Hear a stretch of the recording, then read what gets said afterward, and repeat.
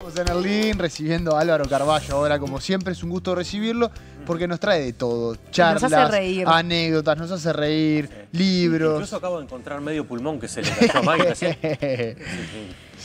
En Ahí vez de se reconocerme puede decir que estoy acá estoica, Exacto. usted me hace bullying. Así, No, para así. nada. Colaborando con tus pulmones. Buena ¿Combinación? pincha tiene hoy, ¿eh? Ah, no las tiene quien quiere, sino quien puede, esas No, pinchitas. imagínate. Ese traje no habla español. Pero... porque es analfabeto. Porque es analfabeto directamente. Es la chance que nos está quedando. Y buenos zapatitos también. Esos sí son de Tredici. Está muy buen son de mozo. pelote. ¿De quién? Muy buen Tredici, mozo. son buenazos. Buenísimo. Sí, de las mejores, tal vez la mejor zapatería que queda acá. Chile calzado ese zapatos paquete. hechos a mano, cuero, suela de madera, goma, no, espectaculares. Muy lindo, Ah, calentito. Aguante pasá el Tredici. dato después. Tredici.uy, lo encuentran en redes. Tredici, Calentito. perfecto. Posta, los mejores, el mejor calzado masculino. ¿Suela de madera? ¿Un Eh, puntazo, sabes qué? Pero sí, por Te eso. deja la- Tredici.uy, la buscaros cari- en Instagram. Lo voy a y ya buscar, lo voy a está. buscar. Lo puedes conseguir en Metal, también los venden, y en algún lugar por Punta Carretas que no recuerdo ahora. Impecable. No, ahí tenés todos los piques. ¿Con qué te venís en la jornada de hoy? Con Ursaverio. ¿Leyeron alguna vez a Roberto Arlt? ¿Saben quién No. es Roberto Arlt? La verdad que no. Roberto Arlt es un escritor argentino, nació en 1900, murió en 1942. Un tipo que era muy vilipendiado, muy mal mirado por la academia, porque era un escritor hecho en la calle, digamos, y mayoritariamente con un oficio de periodista. A los 8 años lo echaron de la escuela, a los 15 se fue de la casa, estuvo viviendo en la calle, estuvo trabajando todo un poco de chapista, de soldador, no sé, hasta que en algún momento y no sé cómo termina cayendo en una biblioteca en una biblioteca anarquista de aquella época, y empieza a leer a algunos autores, empieza a decir, pues bueno, a mí me gusta esto para escribir. Lleva una crónica que escribe sobre una situación que ve en la calle a un diario, se la publican y le empiezan a pedir más. Y así termina cuando muere, tenía escritas más de 1800 notas que le llamaban aguafuertes, porque él lo que hacía era un tipo con un gran instinto ciudadano, Ajá. ver la ciudad y contar cosas que ¿Salía con pasaban. seudónimo? No, firmaba con su propio nombre, Roberto Arlt. Empezó a desarrollar una carrera que incluye 4 novelas, una tal vez la más conocida se llama El juguete rabioso, teatro, La isla desierta, estoy tirando los nombres más conocidos, están Los Siete locos, también hay otras. Empezó a desarrollar y a generarse también un público, porque podríamos decir, hacer algún paralelo de esos que no están bien, pero que ayudan a tratar de entender, tipo Bukowski en el sentido de ser un tipo que escribía sucio, entre comillas, ¿no? Sí. Él tenía, como un tipo falto de formación, tenía algunos problemas de puntuación, tenía problemas de ortografía, pero era atrapante como No escribía. era purista del lenguaje. No era un purista, y eso hace que la academia lo deteste. Borges le parecía una aberración y hablaba pestes de Roberto Arlt, lo que a mí me hace más hincha de Roberto Arlt. Claro. Porque Borges decía que era un inútil, que era un imbécil, que Era era un un anarquista de analfabeto. verdad. No sé si era un anarquista, no tengo clara su ideología, pero era un tipo que le gustaba escribir y escribía apasionadamente, y no para florearse ante los círculos literarios de la La élite. época, de la élite, sino que y a la academia no le gustaba en aquella época, ahora capaz que con el tiempo se ha acercado, pero no le gustaba lo popular. Obvio. Consideraban que lo que era masivo, bueno, Borges llegó al punto de poner una charla en una biblioteca el mismo día de la final del mundo del 78 en Buenos Aires, como para mostrar que él estaba absolutamente en contra El de todo. esnovismo full. Claro, una cuestión muy de pose. Todo lo contrario que tenía Arlt, que se ensuciaba las patas y escribía y escribía y escribía. Se casó, enviudó, tuvo una hija.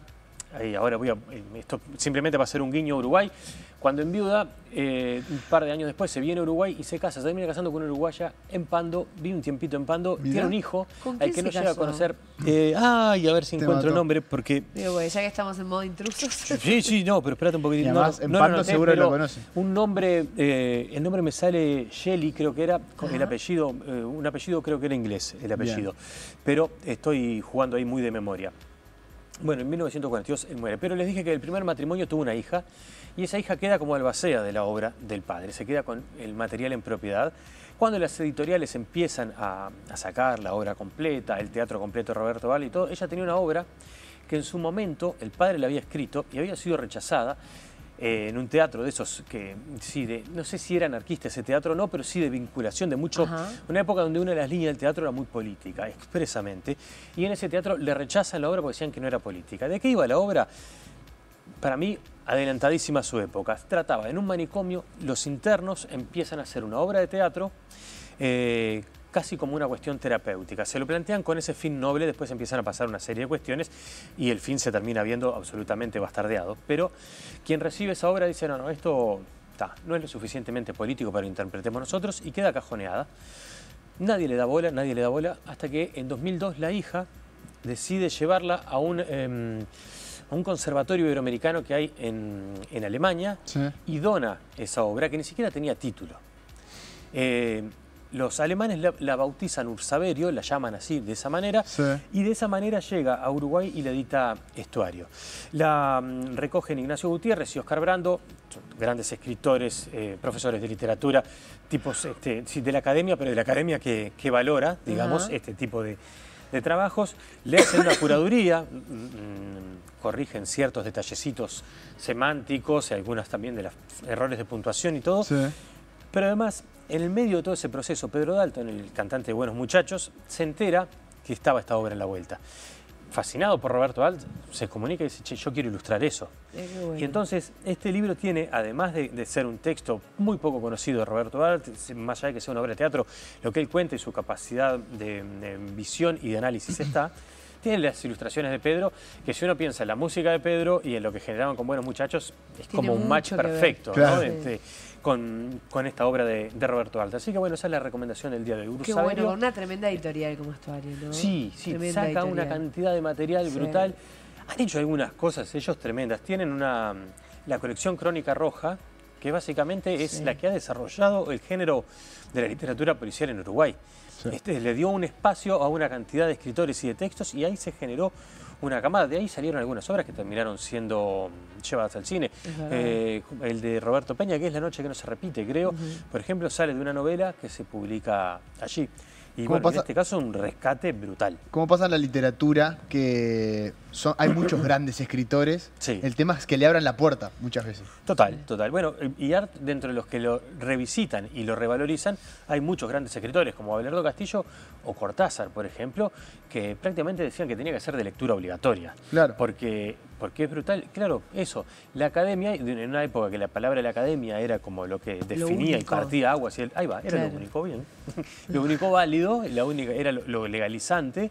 Bueno, la academia no lo miraba. Con el tiempo, cuando se rompen las puertas de la academia o cuando empiezan a haber otras corrientes que dicen, ¿por qué darle bola solo a la academia?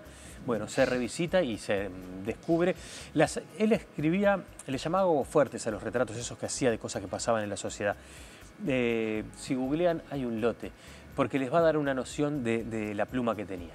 Qué bueno, ¿no? Y cómo hay varios artistas que el tiempo los coloca en Los su pone en lugar, su lugar. ¿no? Los reivindica. Sí, y que son bastardeados por su tiempo y que luego, qué bueno que además su hija pueda mantener viva su llama y su legado. Su hija generó eso que fue brutal, porque además es eso, mira, pasó cuando yo estuve conversando con una de las hijas de Onetti cuando se dona su material a la Biblioteca Nacional. Ajá. Una de las personas que estaba a cargo como curadora de la obra de Onetti acá en Uruguay, en este momento me está faltando la neurona para decirles el nombre, pero era una directora que tuvo el Centro Cultural de España, que consideró que había un texto que Onetti había escrito para su hija que no merecía estar en el legado. Pues allá vino la hija y dijo, esto es algo que me escribió para mí como niña y lo escribió mi padre y es Tiene que Onetti. estar. O sea, ¿quién puede decir? No tiene que estar entre...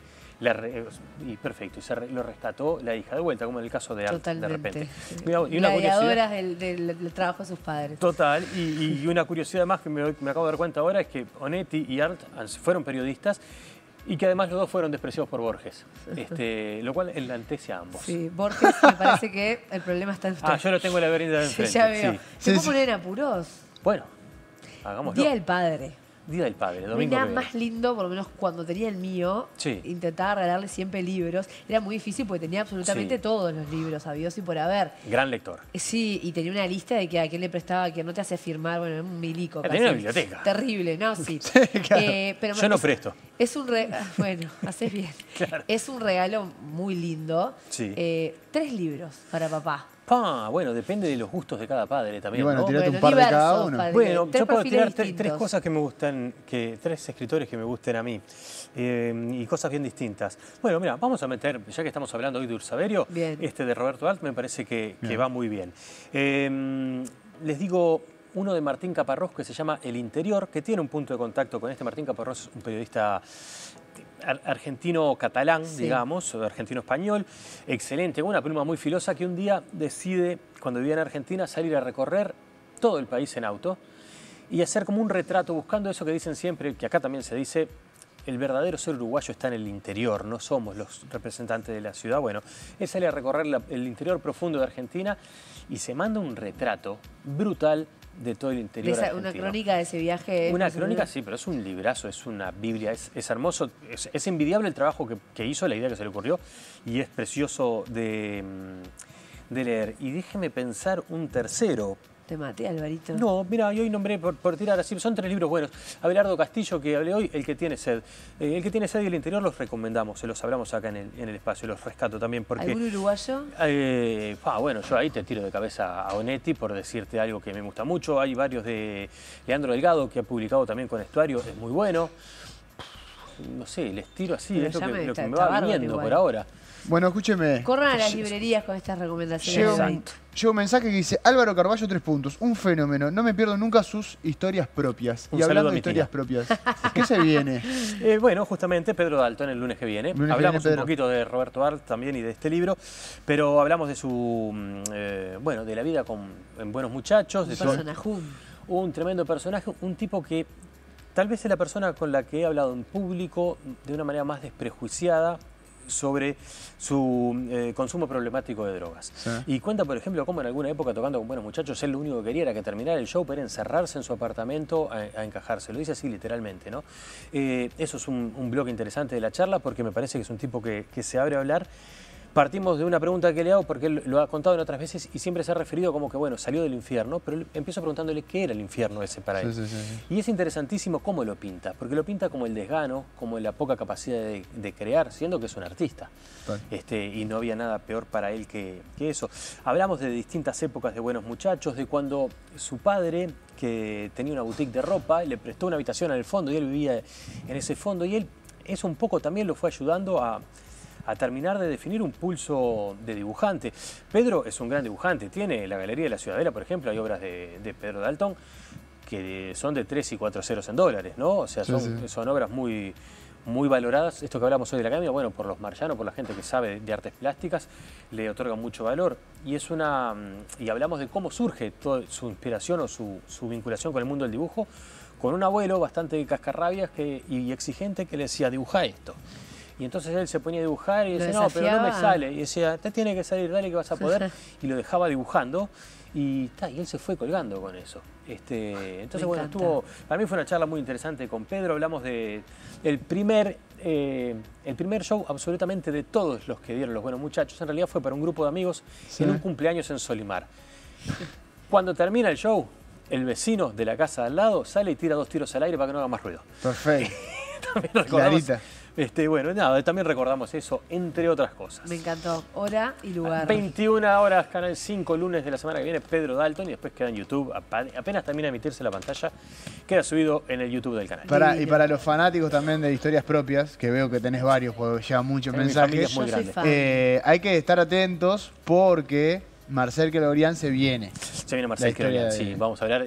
Estuvimos grabando hoy de tarde. Buenísimo también, una charla. Qué personaje amo y valoro, es un crack. Sí, qué personaje que entró acá y conocía a todo el mundo, además. Pero es el grandes abrazos. Yo trabajé con él muchos años en la radio, además un hombre bueno. Además de talentoso, un hombre bueno y generoso. Generoso amigo y de larga escucha. Muy Total, qué grande. Total, y otro que habló muy despojado de algunas cosas de su vida que no son sencillas, como él tiene un abuelo que vino escapando del genocidio armenio, el padre nació en Palestina, hablamos de cómo fue influyendo, cómo fue permeando en él toda esa tristeza y esa angustia que había, pero también como él tiene mucha cosa de su abuelo y de su padre, porque dice que el abuelo era un pillo bárbaro y el padre un trabajador de esos de sol a sol. Y llegamos a una conclusión que en algún punto él tiene las dos cosas, porque es verdad. En tanto cupletero de carnaval es pícaro, ¿no? Y tiene toda esa cosa de bohemia como tenía su abuelo, pero lo que hace hoy, de hacer humor todos los días, es un trabajo permanente. Yo en un momento le dije, bueno... Muchas veces con actualidad política. Claro. Todo, claro. Entonces tiene que estar al tanto de todo. Ahí tiene el sacrificio de su padre. Yo le decía, ¿hay algún momento del día en que no pienses en lo que tenés que hacer? Y es dificilísimo, tiene pocos ratos. Eso, perdón, y una cosa más que es alucinante. ¿Saben cómo le hace masajes la esposa de Marcel a Marcel? Con el codo. Mira, por el nivel de contractura. Se le afirma. Es una flaquita más la esposa de Marcel. Letrista también, una escribe cra, con él, una cra. Y aparentemente una gran masajista de elefantes, le dije yo, y más o menos. ¿No? Un tipo tranquilo, que cuando hace así se prende y es un animal. Salvo que lo veas en la cancha Rampla. La persona que ha visto transpirar más en la historia. En la radio quedaba sin pilcha. Bueno. En verano, que claro, el calor, se metía en el personaje y empezaba la interpretación y terminaba así. Quizá la persona que imita mejor a Mujica. No, a miles. ¿Sí? Que además varios de los que imitan se han muerto, entonces es complicado. Daisy Tourné, varios de los que imitan. Sí. Una cosa que dejé exprofeso afuera fue todo lo imitador. Y sí. Porque vos sabés que lo veo en varias notas decir que no, él no se siente imitador y que no le gustaba hablar de eso. Es el mejor. Y después, es buenísimo. Pero muy bueno. En algún lado viste que tenés que hacer los cortes. No, decir, bueno, total. Para acá no entro y para que no tampoco. Alvarito, muchísimas gracias. A ustedes por abrir la puerta. Gracias, querido.